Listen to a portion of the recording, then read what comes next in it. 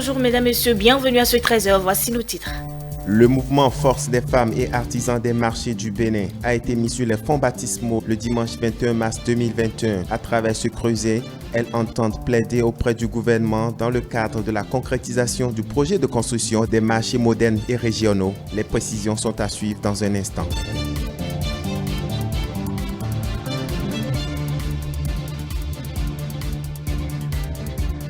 La Commission électorale nationale autonome Sénat a remis au candidat à la présidentielle du 11 avril 2021 le spécimen du bulletin unique. Les précisions sont à suivre dans cette édition.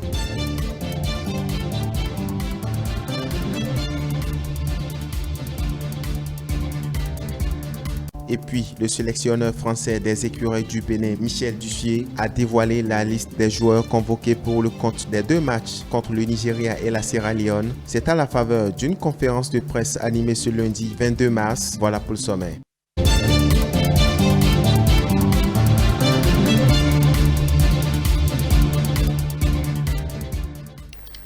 Merci mesdames, messieurs de nous préférer pour vous informer. Sortie officielle ce dimanche 21 mars 2021 du mouvement Force des femmes et artisans des marchés du Bénin. L'association a été mise sur les fonds baptismaux pour porter les doléances des femmes dans le cadre du projet de construction des marchés modernes et régionaux. Les responsables du creuset ont profité de l'occasion pour passer en revue le programme d'action du gouvernement. La cérémonie a connu la présence de plusieurs personnalités, dont le maire de la ville de Cotonou et la vice-présidence de l'Assemblée nationale. Reportage. Il a été pensé pour porter les doléances des femmes dans le cadre du projet de construction de 35 marchés modernes et régionaux. Mis sur les fonds baptismaux ce dimanche 21 mars 2021, le mouvement Force des femmes et artisans des marchés du Bénin a été séduit par le changement radical du pays en matière d'infrastructure. Nous sommes motivés dans notre élan par les nombreuses réalisations du PAG, notamment la réforme ayant abouti à la modernisation des marchés urbains et sous-régionaux dans les 12 départements du Bénin. Le mouvement Force des femmes et artisans des marchés du Bénin, Force Femmes, par ma voix, apprécie à leur juste valeur les multiples réalisations. Nous, mouvement Force des femmes et artisans des marchés du Bénin, remercions, félicitons et encourageons le chef de l'État et son gouvernement pour ces différentes actions, entre autres. La reconstruction des routes qui facilite la libre circulation des personnes et des biens. Le microcrédit à l'AFIA, l'assurance maladie du projet H.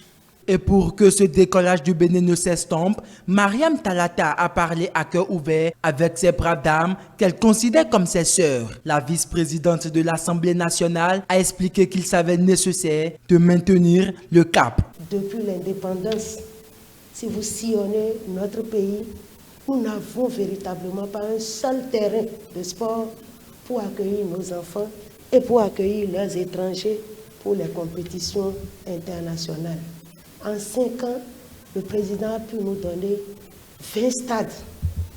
20 stades. Pendant 5 siècles, pendant plus de 5 siècles, nos femmes ont continué par vendre dans des marchés de fortune, sous la pluie et le soleil. En 5 ans, nous avons eu plus de 22 marchés qui mettent nos femmes à l'abri du soleil et de la pluie. En 5 ans, au niveau de la jeunesse, les horizons sont bouchés. Nos enfants vont à l'école pour se préparer au chômage. En 5 ans, on est en train de mettre en place des dispositifs devant leur permettre de s'orienter mieux, d'aller à l'école, non pas pour devenir chômeur, d'aller à l'école pour s'auto-employer. Le maire de la ville de Cotonou, Luc Setonji Atropo, a salué l'initiative du mouvement. Il a exhorté cadres et militants à travailler d'arrache-pied pour porter haut le flambeau de l'organisation. Pour les 5 années à venir, je crois que les femmes ont compris que le développement, ça y est. Sur Cotonou, nous avons plus de 120 km à nouveau à recevoir. Nous avons le contournement de Cotonou. Nous avons le carreau qui s'est transformé. Nous avons des tas de choses qui vont changer au point où celui qui viendra au Bénin dans 5 ans, s'il n'est pas venu il y a quelques années pourraient ne pas se retrouver. Les élus communaux, cadres à divers niveaux, maires, députés, présents à cette rencontre, ont promis se donner la main pour que le mouvement Force Femmes accomplisse pleinement son rôle. Le mouvement Le Bénin en marche a tenu une rencontre avec les citoyens d'Abomey-Calavi ce dimanche 21 mars 2021. Objectif, sensibiliser la population sur le droit de vote et la non-violence. Plus d'explications dans ce reportage de Diane Christine Onioudjé, Prudence Fagouté. Le mouvement Bénin en marche poursuit ses rencontres de sensibilisation. Rencontres qui portent entre autres sur les comportements à observer en période électorale et sur les décisions visant à contribuer au développement du pays et à l'enracinement de la paix. La tâche qui nous attend est immense et nous devons tous l'accomplir pour le bonheur de nos populations avec des initiatives précises. En voici une. Citoyens responsables, citoyens votants, initiative 75%. Qu'est-ce que nous voulons dire par là? Le 11 avril prochain, personne ne sera du reste. Nous devons tous sortir massivement pour aller voter, pour aller accomplir ce devoir citoyen. Sortir massivement pour accomplir ce devoir citoyen, c'est à cela qu'appelle le président de ce mouvement. On ne reste pas chez soi, à la maison, pour participer à l'œuvre de développement de son pays. Si quelqu'un reste chez lui le 11 avril, ne sort pas pour aller voter, et qu'après il monte sur les réseaux sociaux et commence à critiquer du matin au soir, celui-là aura plus fait mal à son pays que le dirigeant ou l'acteur politique qui est en train de mal faire. Une fois que nous avons pris conscience que nous devons tous aller voter, nous devons sensibiliser les autres autour de nous à faire de même. Si nous avons envie que notre pays continue de se développer, si nous avons envie que notre pays continue de préserver le climat social apaisé qui le caractérise, cela tient juste à ce que chacun de nous aille le 11 avril accomplir son devoir citoyen. Djok Adamando a invité les participants à cette séance de rencontre à sensibiliser la population à aller accomplir leur devoir civique. Donc cette initiative, 75%, que chacun de nous fasse de cette initiative-là son combat. Et qu'au sortir d'ici, que nous nous fassions messagers. Pour rappel, le mouvement Le Bénin en marche a été porté sur les fonds baptismaux le 2 décembre 2020. Voilà, nous restons dans ce registre de prière pour la paix pour dire que la congrégation pastorale des églises évangéliques CPEE a initié le week-end écoulé une séance de prière aux côtés de leurs fidèles. À travers cette célébration, ces leaders religieux disent appeler toutes les couches de la société à adopter des comportements de paix en cette veille de la présidentielle du 11 avril prochain. Ensuite, le compte rendu d'Aziz Achamou et de Prudence Koussouran pour plus de précisions. La congrégation pastorale des églises évangéliques, par ma voix, appelle les acteurs politiques de tous bords, les leaders religieux et toute la population à la cohésion, à l'apaisement et à privilégier le dialogue, car la paix n'est pas un vain mot, mais un comportement. Par cet appel, la congrégation pastorale des églises évangéliques s'ajoute ainsi à la liste des hommes de Dieu priant pour la non-violence en cette veille de la présidentielle du 11 avril prochain. Chants, intenses moments de prière et d'adoration sont entre autres les temps forts qui ont meublé cette séance. Pour le président du CPEE, c'est une obligation morale pour le creuset qu'il dirige de se conformer à cette exigence. Prière pour la nation, prière particulièrement pour le chef de l'État et sa famille. Nous, en tant que serviteurs de Dieu, ne pouvons pas être dans une nation et il y aura la violence. Nous sommes tous impliqués et nous devions parler, prier, demander à notre Dieu d'agir. Et c'est pour cette raison que nous avions initié cette prière. Une séance de prière initiée pour que plus jamais le Bénin ne revive les événements malheureux de mai 2019. La congrégation pastorale des églises évangéliques n'entend pas limiter ses multiples séances de sensibilisation à la paix qu'à Cotonou. Nous sommes en train d'aller dans des villes des provinces pour pouvoir le faire. Et nous savions que dans cet objectif, l'Éternel Dieu va nous exaucer. Il va agir. Et nous voulons que cette période d'élection présidentielle va se passer très bien, dans le calme, dans la paix. Et c'est pour cette raison que nous, en tant que serviteurs de Dieu, nous avions le fardeau de porter ce pays à cœur. Nous sommes là et nous sommes en train d'intercéder. Notre objectif premier, c'est de sensibiliser la nation. La violence, ce n'est pas bon. Et nous souhaitons la paix dans ce pays. Le Bénin, c'est pour nous tous. Et nous devions tout faire pour que ce pays aille de l'avant. Ces leaders religieux en appellent également au sens de tempérance des acteurs politiques à divers niveaux. Le Bénin étonne et étonnera une fois de plus à l'occasion de cette échéance, ont-ils conclu. La Haute Autorité de l'Audiovisuel de la Communication (HAC) a procédé en présence des duos candidats et leurs représentants au tirage au sort de l'ordre de passage dans les médias pour la campagne médiatique entrant dans le cadre de l'élection présidentielle du 11 avril. C'était ce lundi 22 mars 2021 au siège de l'institution. Karina Déhini, Prudence Koussouran. Les duos candidats en lice pour la présidentielle d'avril 2021 sont désormais fixés sur le sort en ce qui concerne le ordre de passage dans les médias retenus pour la campagne médiatique. À l'issue du tirage au sort effectué ce lundi 22 mars 2021 au siège de la Haute Autorité de l'Audiovisuel et de la Communication, le duo Djemba Ronkpe est le premier qui va effectuer son passage. En deuxième position, le duo Talon Talata et enfin le duo Kowe Agossa. Pendant cette période de campagne médiatique, l'accès aux médias retenus est gratuit, un accès qui est également réglementé. Tout duo président et vice-président candidat bénéficie de 2 reportages de 3 minutes chacun à chaque édition du journal et de 1500 signes, soit un quart de page par parution. Tout parti politique peut bénéficier d'un reportage par jour. Les composantes de la société civile peuvent bénéficier chacune de 5 reportages au cours de la période de campagne.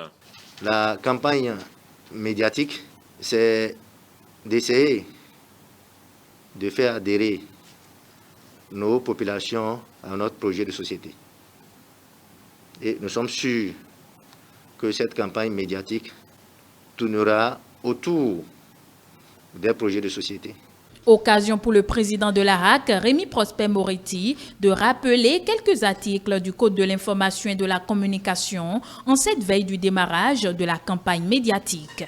Seront punis comme complices d'une infraction qualifiée de crime, ceux qui, soit par la presse écrite ou audiovisuelle, des imprimés vendus ou distribués, mis en vente ou exposés dans les lieux publics, ou par des plancards et affiches publiques, soit par tous les moyens modernes de communication de masse, auront directement provoqué l'auteur ou les auteurs à commettre la dite infraction si la provocation a été suivie des faits.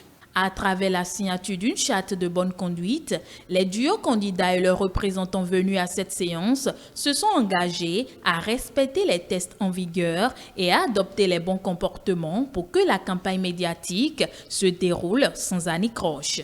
Nous sommes au niveau de notre duo très attachés à la paix, à l'harmonie, à l'ordre dans la cité. Et nous croyons que nous allons tout faire pour que, au soir du 11 avril, les Béninois se retrouvent dans la paix. Nous demandons surtout à la HAC aussi de veiller à ce que l'équilibre soit respecté au niveau des médias du secteur privé. Nous ne doutons pas de ce qui va se passer au niveau des médias du service public. Nous souhaiterions vivement que les différents médias retenus puissent accorder l'accueil qu'il faut aux candidats.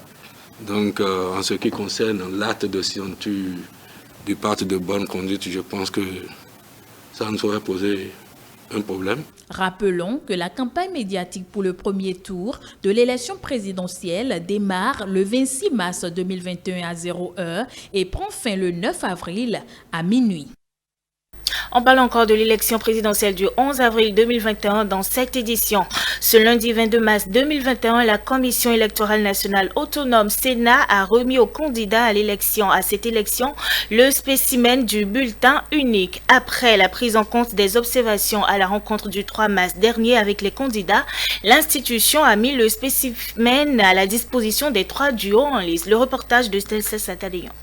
Une nouvelle étape du processus électoral franchi par la Commission électorale nationale autonome Sénat. L'institution en charge de l'organisation de l'élection présidentielle d'avril 2021 a procédé à la remise du spécimen du bulletin unique aux candidats en lice. Selon la représentante du duo Talon Talata, toutes les observations préalablement faites ont été prises en compte afin de faire valider l'échantillon. La Sénat a pris en compte nos observations bien entendu du duo Talon Talata, mais aussi les observations des autres candidats aux élections. Je pense que nous avons un spécimen et que lentement mais sûrement nous avançons dans le processus électoral et nous avançons vers le 11 avril.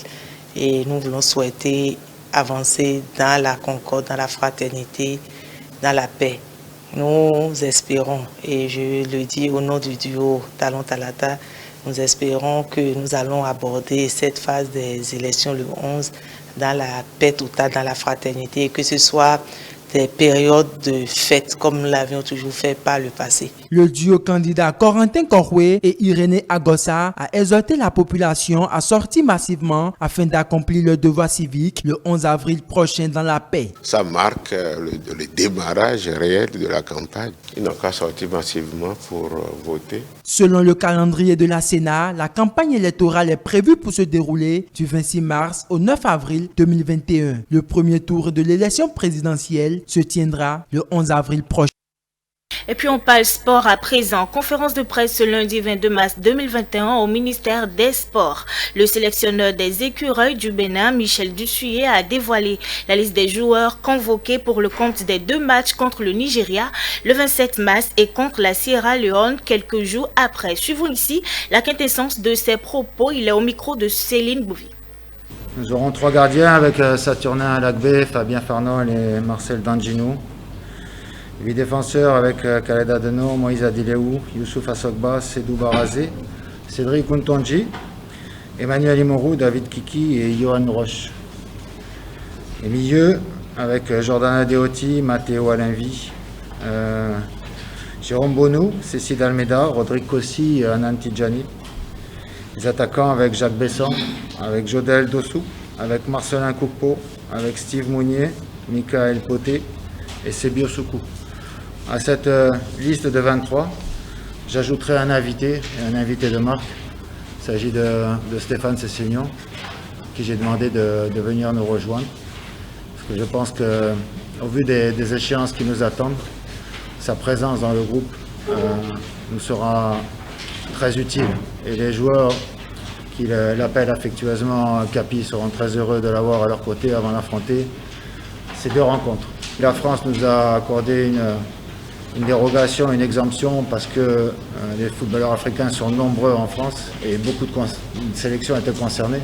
C'est un peu plus compliqué avec la Bulgarie, vous l'aurez bien compris. David Kiki a réussi à obtenir la compréhension de son club pour qu'il puisse nous rejoindre.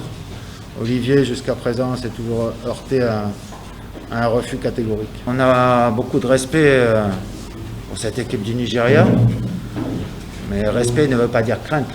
Ça veut dire que nous avons aussi des arguments, on est capable de hausser notre niveau de jeu contre les grandes équipes. Je pense qu'on l'a suffisamment montré au cours de ces derniers mois. On abordera ce match avec beaucoup de détermination. Il faut qu'on ait beaucoup de confiance aussi, parce qu'il faut qu'on croie en nos possibilités. Je pense que les joueurs, au fur et à mesure des mois qui passent et des résultats, prennent aussi de la confiance. Maintenant, confiance ne veut pas dire suffisance. On sait ce que l'on est capable de faire, on sait ce qu'est capable de produire également le Nigeria. Il nous faudra être au maximum de toutes nos possibilités pour pouvoir espérer une victoire contre cette équipe du Nigeria. L'artiste humoriste, président de l'Association pour le développement, la paix, l'assistance et la culture, a organisé un spectacle d'humour le dimanche 21 mars 2021 à la Maison des Jeunes d'Agla.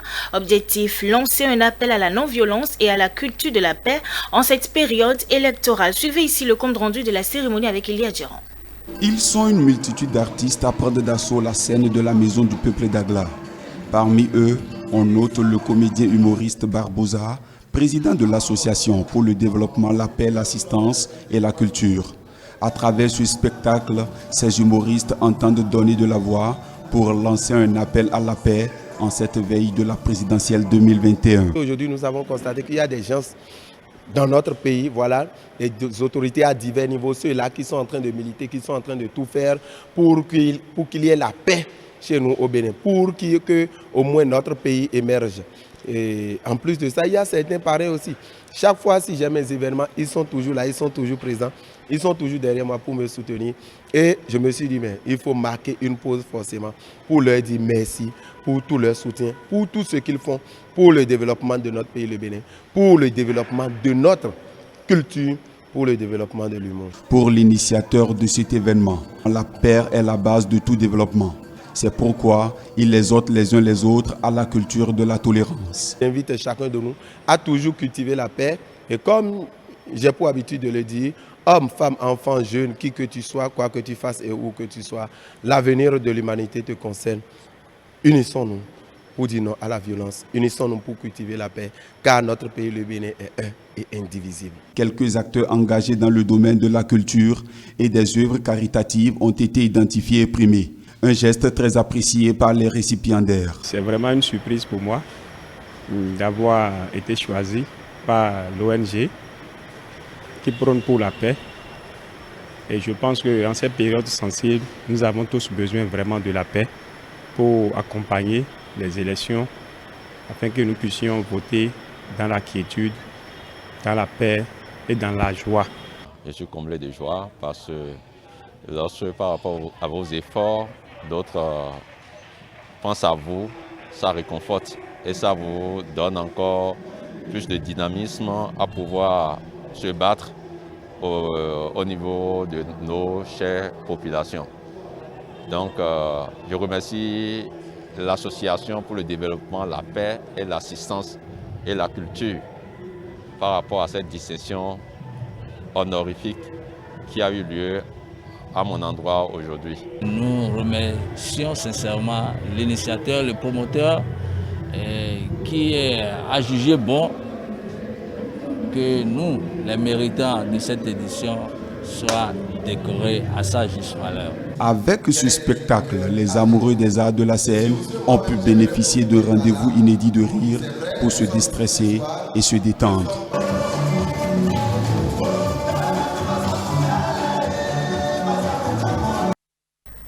Sur ces images, nous quittons le Bénin pour la Chine et avec nos confrères de la CCTV+, nous allons suivre le 8e épisode des phrases classiques citées par le président Xi Jinping, phrases qui expriment sa vision de développement et son attachement au peuple chinois.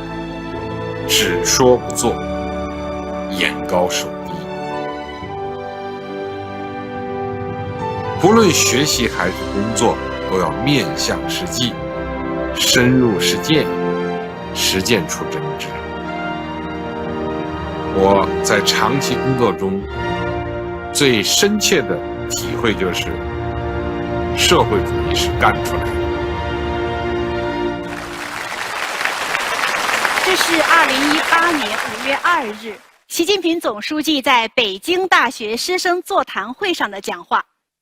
在这段讲话当中，总书记引用了一处典故：“道虽耳，不行不治；事虽小，不为不成。”这几句话呢，出自于荀子《修身》，说的是道路虽然很近，但是也必须一步一步的向前走，才能够到达目的地。事情虽然很小，但是必须要动手去做，才能够成功。如果整天游手好闲、无所事事，那是不可能实现理想目标的。荀子的这段话强调的就是实践的意义。理想无论大小，道路无论远近，都得踏踏实实、一步一个脚印的，从不懈怠的去靠近它，直到最后实现它。理想指引了奋斗的方向，而实干又是通往理想的唯一必经之路。 Mesdames, Messieurs, c'est la fin de ce journal. Merci de l'avoir suivi. Très bonne journée en notre compagnie.